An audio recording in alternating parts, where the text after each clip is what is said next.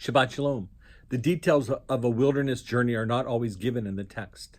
Most often we are told that we have to travel through the desert to reach the promised land. There seems to be no other way. But in this week's Torah portion, Bamidbar, the one that introduces us to the wilderness journey, the one always read the Shabbat before Shavuot near the end of the counting of the Omer, at the beginning of the book of Numbers, the details of the journey are clearly articulated, explained to the very minute detail, so that we may gain insight and understanding. The entire book, Bamidbar, is a recapitulation of the desert journey, the one that we've already read about in Exodus and celebrated during Passover. But here's the primary difference. In this telling, we find a self-reflection of the people, a kind of cheshbon hanefesh, accounting the soul, for all of us.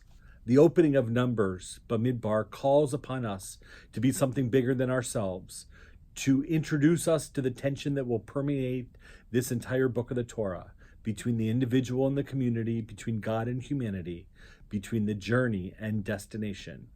Most of all, it asks us to stand up to be counted, for we read in this week's Torah portion of the census.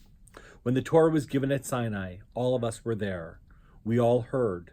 According to one midrashic tradition, God gave Torah to all of us, regardless of gender expression, sexual orientation, age, race, creed, class, color, political party. And it belonged to all of us, wherever we are. God's voice divided itself into every human language.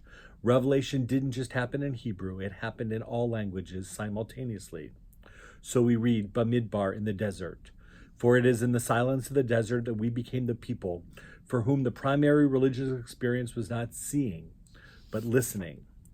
The journey from is always easier than the journey to. Shabbat Shalom. Enjoy the journey.